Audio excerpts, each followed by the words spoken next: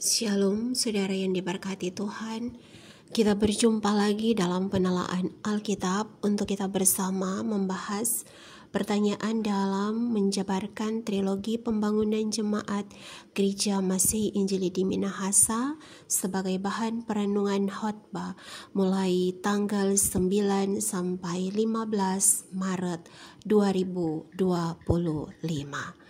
Pembahasan ini didasarkan dari pembacaan teks Alkitab, Kitab Mazmur pasal 32 ayat 1 sampai ayatnya yang ke-11 di bawah judul perikop kebahagiaan orang yang diampuni dosanya dan di bawah tema mingguan berbahagialah orang yang diampuni pelanggarannya yang dosanya ditutupi.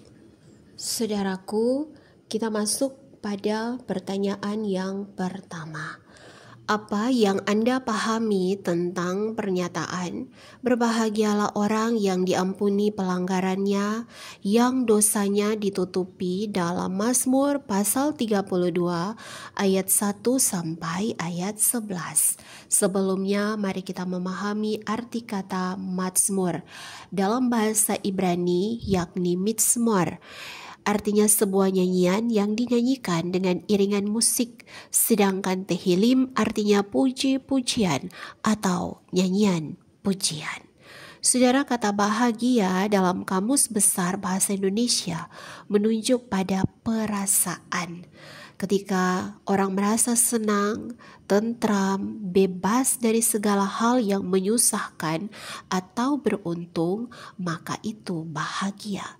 Tetapi kata berbahagia dalam perikop ini, bahasa Ibraninya asre, bukan hanya menunjuk pada perasaan, tetapi suatu keadaan yang diberkati atau keadaan yang bahagia.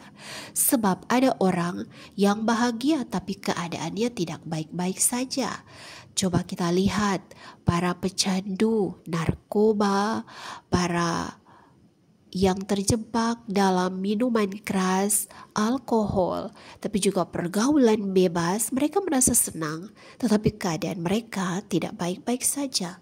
Sebaliknya, orang yang bahagia, keadaannya, walaupun perasaannya sedang bersedih, walaupun perasaannya sedang berduka, tetapi dia tetap dalam keadaan yang diberkati. Itulah arti kata berbahagia dalam bahasa Ibrani, asre. Dan dalam perikop ini, mengapa disebutkan oleh Daud, berbahagialah orang yang diampuni pelanggarannya? Sebab dalam ayat 1 dan ayat 2 ada 3 kata. Yang pertama yaitu diampuni, yang kedua ditutupi, yang ketiga tidak diperhitungkan Tuhan. Saudara, 3 kata ini membuat orang berbahagia. Sebab yang pertama, dosanya diampuni, artinya dibebaskan, dipulihkan hubungannya yang rusak dengan Allah, itu diampuni. Ditutupi, artinya dihapuskan. Lalu dikatakan di ayat 2, tidak diperhitungkan, artinya tidak diingat-ingat lagi. Yesaya pasal 43 ayat yang ke-25, tapi juga Yesaya pasal 44 ayatnya yang ke-22. Dikatakan, akulah dia yang menghapus dosa pemberontakanmu, oleh karena aku sendiri dan aku tidak mengingat-ingat dosamu.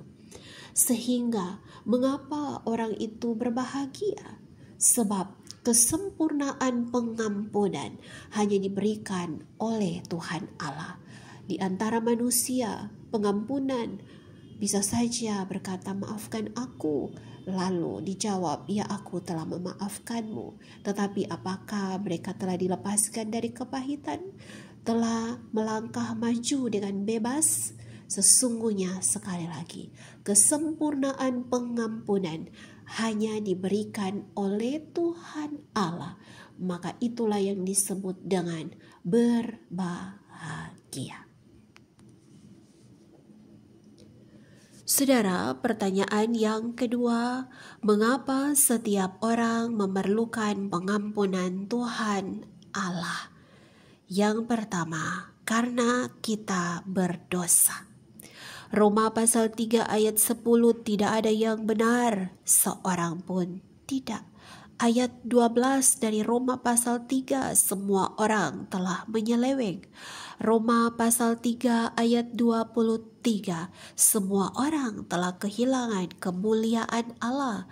Dan Mazmur pasal 51 ayat 7, dalam kesalahan aku diperanakan dan dalam dosa aku dikandung ibuku. Hal inilah yang membedakan arti kata dosa bagi orang percaya dan orang yang tidak percaya.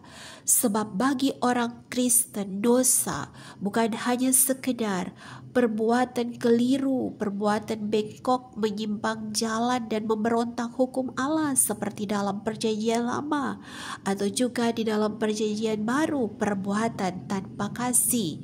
Ketika orang percaya bicara tentang dosa, maka kita bicara tentang dosa asali, bahwa Adam dan Hawa jatuh ke dalam dosa, dan dosa itu pun menjadi bagian dari dosa kita, sebab dalam dosa kita dikandung ibu. Sesungguhnya janin itu dibentuk, dijadikan Tuhan dari sel sperma dan sel telur ayah dan ibu. Ayahnya berdosa, ibunya berdosa, maka bayi sekalipun bahkan sejak dari dalam kandungan itu berdosa. Sehingga setiap orang tidak terkecuali memerlukan pengampunan dosa dari Tuhan Allah. Alasan yang kedua, karena dosa memisahkan kita dari kasih karunia Allah. Mazmur pasal 51 ayat 11, Daud merasa malu. Dia berkata, sembunyikanlah wajahmu dari dosaku ya Tuhan. Sebab Raja Daud jatuh ke dalam dosa perzinahan. Saudaraku, kita semua paham bahwa Daud jatuh cinta kepada istri Uria, panglima perang Batsyeba yang cantik. Lalu Daud pun tidur dengan Batsyeba, bahkan mengutus Uria untuk menjadi tentara yang berdiri paling depan, sehingga dia pun harus mati. Dan Imamat pasal 20 ayat 10 mencatat bahwa jika seorang kedapatan berzina, yakni tidur dengan istri orang keduanya, harus dihukum mati. Amsal pasal 5 mencatat tentang dosa perzinahan, bahwa orang yang jatuh dalam perzinahan itu kehilangan reputasi, kehilangan kehormatan, bahkan kematian. Karena itu Daud memerlukan pengampunan dari Tuhan Allah. Dia harus berdamai lewat pengampunan itu. Alasan yang ketiga, karena dosa membawa kita pada hukuman dan siksaan yang kekal. Dengan pengampunan dosa, maka kita dibebaskan, kita dimerdekakan, dan kita dijauhkan dari yang namanya hukuman dan siksaan yang kekal. Saudara, pertanyaan yang ketiga, bagaimanakah agar kemajuan teknologi digital dapat menjadi sarana untuk menyebarkan pesan pengampunan dan kasih karunia Tuhan Allah? Berikan contoh konkretnya. Saudara, saat ini kita sedang hidup dalam era digital sebagai sebuah anugerah Tuhan. Ada banyak sekali manfaat, kemudahan dalam hal akses informasi dan komunikasi yang lebih cepat, lebih efisien, dan peningkatan produktivitas di semua lini kehidupan. Namun, teknologi digital dapat juga digunakan untuk hal-hal yang salah. Ada banyak sekali jemaat Tuhan yang jatuh dalam perbuatan seks online yang memicu perilaku seks yang tidak sehat, ujaran kebencian, penipuan online, berita bohong atau hoaks, dan judi online. Karena itu berita pengampunan seharusnya itu menjadi berita yang disampaikan dengan memanfaatkan teknologi digital, bahkan juga berita tentang kasih karunia Allah. Sebaiknya orang yang percaya akan menggunakan teknologi digital sebagai sarana pemberitaan firman Tuhan. Ada banyak konten tentang firman, tentang doa, bahkan juga ketika kita mengupload foto-foto tentang pelayanan kasih karunia Tuhan.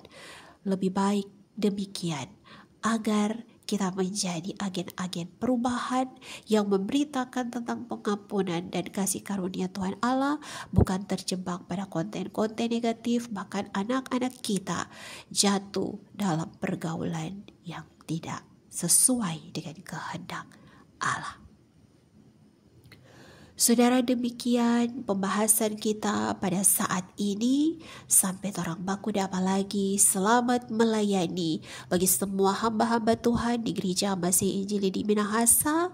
Bahkan kepada semua pendengar, Tuhan memberkati torang semua, damai di hati. Shalom.